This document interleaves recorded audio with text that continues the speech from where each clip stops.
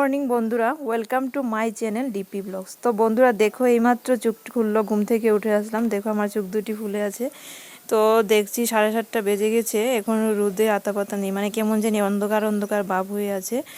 কালকে রাত্রেবেলা বৃষ্টির ভাব হয়েছিল, রাত্রে অনেকটা বৃষ্টি হবে ভেবেছিলাম, কিন্তু হয়নি বৃষ্টি, শুধু মেঘ ডেকেছে। এমনি বৃষ্টি হওয়ার সম্ভাবনা ছিল। আজ সকালটাও সেরকম না রৌদ্র আসে না কুয়াশা আসে, ঠান্ডাটাও তো এরকম সেরকম নেই, বাস এদিকে ওদিকে একটু অন্ধকার অন্ধকার হয়ে আছে। তো তোমাদের দেখালাম কীরকম দেখাচ্ছি। তো এবার দেখো, আমি ব্লগ শুরু করেছি এখন থেকে। আজ তোমাদের সাথে সব কিছু শেয়ার করব। দেখো না রুদ্র ওঠেনি, কিন্তু একটু কেমন জানি একটু অন্ধকার অন্ধকার ভাব হয়ে আছে। বৃষ্টি কালকে রাত্রি ছিল এরকম বৃষ্টি হবে বলে, কিন্তু বৃষ্টি হয়নি। তো দেখতে থাকো আজকের ব্লগ। আশা করি বন্ধুরা তোমাদের খুব খুব ভালো লেগে থাকবে আজকের ব্লগটা। তো এবার আমি ঘর ঝাড়ু দিতে যাচ্ছি। পুরো ঘরটর ঝাড়ু দিয়ে, বারান্দাগুলো ঝাড়ু দিয়ে, সব বারান্দা ঘর ঝাড়ু দিয়ে, যেহেতু আজকে বৃহস্পতিবার, তোমাদের জানাই আছে আমাদের বাড়িতে আজকে সব নিরামিষ হয়ে থাকে। তো প্রথমত বারান্দাগুলো ঝাড়ু দিয়ে নেব, তারপরে মুছে নেব পুরোটা ঘর, বারান্দা, রান্নাঘর সব কিছু মুছে স্নান করব। আজ কাপড় ধুবো না, জাস্ট স্নান করে আসবো। মার শরীর অসুস্থ থাকায় 2-3 দিনের জন্য ছুটি নিয়েছি অফিস থেকে। তো অফিসে যাওয়ার তাড়াহুড়ো নেই।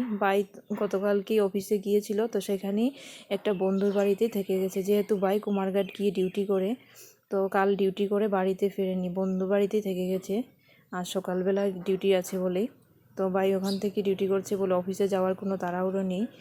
তো আস্তে ধীরে করেই রান্না করছি, নাহলে তো সকালবেলা এমন একটা হয়ে যায়, যখন অফিস থাকে 9টার সময় বেরোতে হয়, তো সব কাজ করে একদম রান্নাটা তাড়াতাড়ি করে কমপ্লিট করে নিতে হয়। আর আমাদের মণিপুরি কালচারে হলো, বাড়ির বউয়েরা স্নান না করে চুলায় ধরে না, স্নান করতেই হবে, যতই ঠান্ডা হোক না কেন, গরম জল করে স্নান করে রান্না করে ঢুকতে হবে। তো এটাই আমাদের নিয়ম। তো আমি তো বাড়ির বউ, যেহেতু শ্বশুর শাশুড়ি সবাই আছে, যখন সেপারেট ফ্যামিলি হবে তখনই আলাদা কথা, তখন হয়তো বা কাপড় চেঞ্জ করে, বাসি কাপড় চেঞ্জ করে হয়তো বা রাঁধবো। কিন্তু এখানে তো শ্বশুর শাশুড়ি যেহেতু আছে, স্নান করতেই হবে, স্নান টান করে আছি। তো গ্রামের বাড়ি বলেও এত একটা রেস্ট্রিকশন নেই আমাদের বাড়িতে, তাও অনেকটা রিলিফ পেয়ে থাকি। তাও অন্যান্য বউরা যেরকম কাজ করে সেরকম আমি কিছুই করি না বললেই চলে। গ্রামের বাড়ি হলো আমাদের গ্যাসের চুলায়, গ্যাস ওভেনেই রান্না করা হয়, উনুনে রান্না করা হয় না। কিন্তু আমাদের পাড়া প্রতিবেশী প্রত্যেকটা বাড়িতে গ্যাস থাকা সত্ত্বেও উনুনে রান্না করে, সেই দিকটা আমি অনেকটা রিলিফ পেয়েছি, যেহেতু আমি উনুনে রান্না করিনি কোনো দিন বাবার বাড়ির থেকেও। তো দেখো সাইডটা ঝাড়ু দিয়ে নিচ্ছি, যেহেতু ঘর হচ্ছে চতুর্দিকটা একটু নোংরা হয়ে আছে, তোমরা দেখতেই পাচ্ছ। ঘরেও কাজ চলছে যে, তাই ঘরটা পুরোপুরি কমপ্লিট হয়ে গেলে আবার সেগুলোকে গুছিয়ে সুন্দর করে মুছে নেব।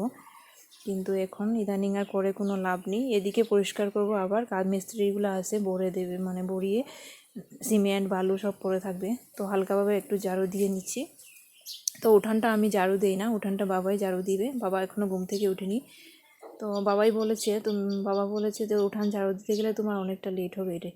তো ঘরে চলে আবার দেখো, কালকে রাত্রে মাম্মাম ঘরটাকে পুরো রাত্রেবেলা খেলতে খেলতে নষ্ট এলোমেলো করে রেখেছে। এবার ঘরটাকে গুছিয়ে নেব। তো ঘর না গুছিয়ে ঝাড়ু দেওয়াটা কেমন লাগে। তো কার্পেটটা তুলে নিয়ে রোদে দিয়ে আসলাম, বিছনাটাকে সুন্দর করে পেতে নিলাম, সব কিছু সোফা টোফা মোটামুটি যেটা হয় তাড়াহুড়োর মধ্যে যেটা হয়। এদিকে আবার চাটা রান্না টান্না সব করতে হবে, 9টা বেজে 8:30 9টা বেজে যাচ্ছে। তো বাবা উঠলে বাবাকে চা করে দিতে হবে, বাবা ওঠার আগে স্নানটা করে আসলে ভালো হয়। তো দেখো ঘরটাকে মোটামুটি গুছিয়ে নিলাম।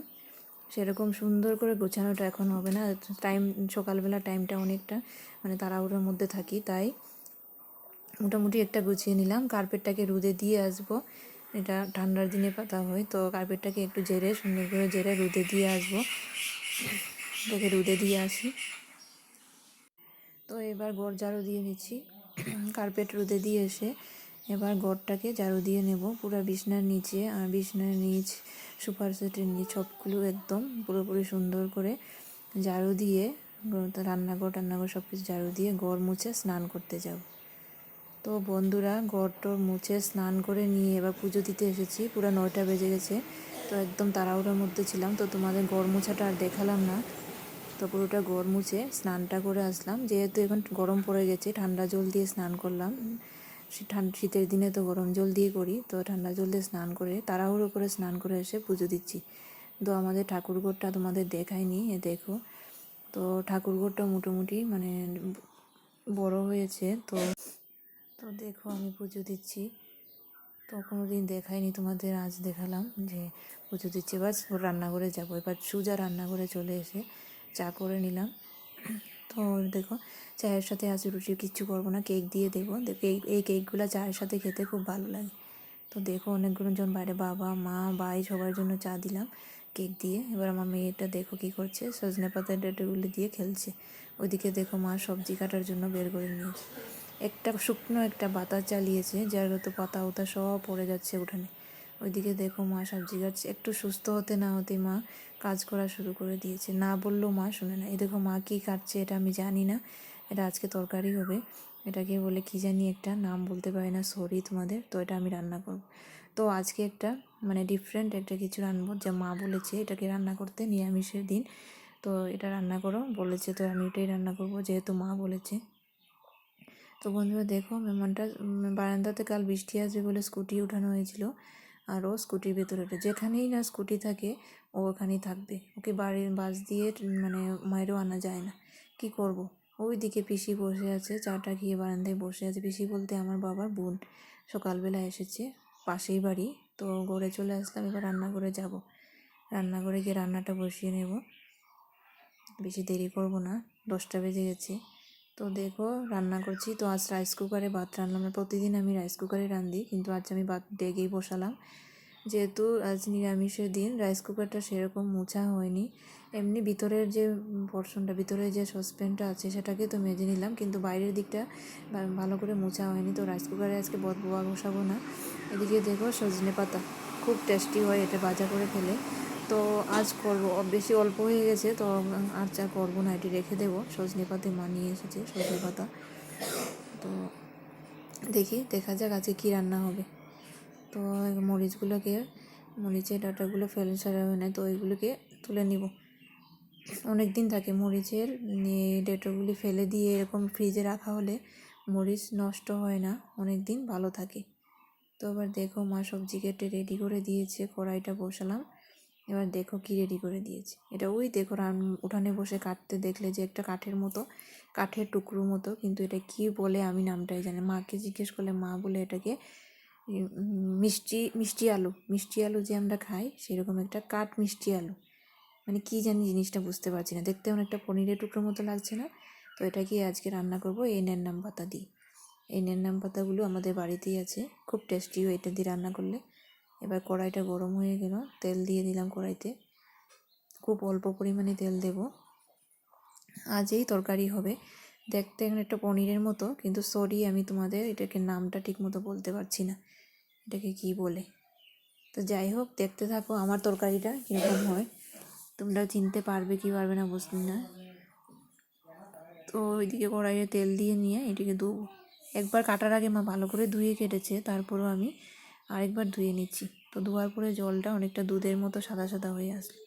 জানি না, কোনো দিন খাইনি এই তরকারিটা, বা কোনো দিন রান্না করিও নি, দেখিও নি। তো আজ প্রথম রান্না করব, মা বলেছে বলে করতে হচ্ছে। তো ভাই বলছে আমি খাবো না, এটা রান্না করো না, কিন্তু মা বলেছে খেয়ে দেখ বাবা বলে আমার ছোটো ভাইকে বললো। ভাই আবার এসব কিছু পছন্দ করে না। ডাল খেতে খেতে না মুখটা একদম ভালো লাগছে না, তাই আজ ডাল করলাম না। নিরামিষের দিন তো ডাল করতে হয়, তো ডাল করলাম না, আজকে এই তরকারিটা হবে। তো ভাই মাকে বারবার বলছিল কি কি রান্না করো জানি না, এটা রান্না করবে না।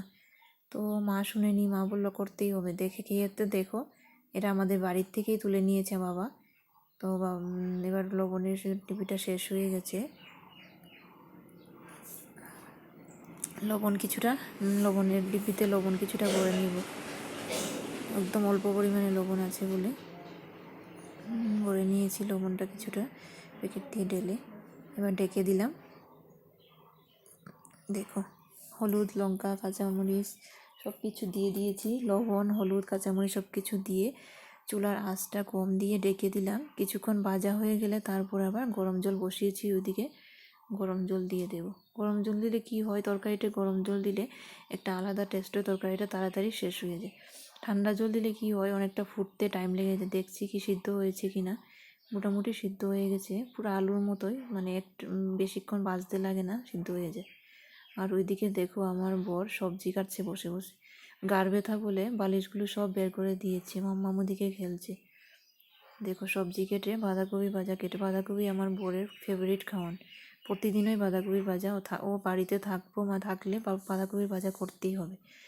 মা বলেছে আজ বাঁধাকপি ভাজা করবে না, তাই নিজেই কেটে দিচ্ছি। আমি কেটে দেবো বলে ওর উঠানে বসে বাঁধাকপি ভাজা কেটে ধুয়ে টুয়ে আমাকে দিয়ে আসলো। তো যেহেতু কেটে ধুয়ে রেডি করে দিল, ভাজতেই হবে। গতকালকেও হয়েছে বাঁধাকপি ভাজা, তারপরও আবার আজকেও বাঁধাকপি ভাজা। মানে বাঁধাকপি ওর ভীষণ পছন্দের একটা জিনিস, অন্য কোনো তরকারি খাবে না, শুধু ভাজা দিয়েই খাবে। তো প্রথমে ছোটো ছোটো দেশি আলুগুলোকে ভেজে নেব। দেখো এটা আমাদের বাড়ির আলু, আমার বাবা লাগিয়েছিল ছোটো ছোটো দেশি আলুগুলো। তো দেশি আলুগুলো প্রথমে ভালো করে ভেজে তারপর বাঁধাকপিগুলোকে দিয়ে দেব।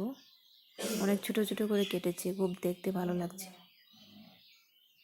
আমি সেরকম ছোটো ছোটো করে কাটতে পারবো না কেন, কিন্তু অনেকটা টাইম লেগে যায় বলে তাড়াহুড়ো করে মোটা করে কেটে দিই।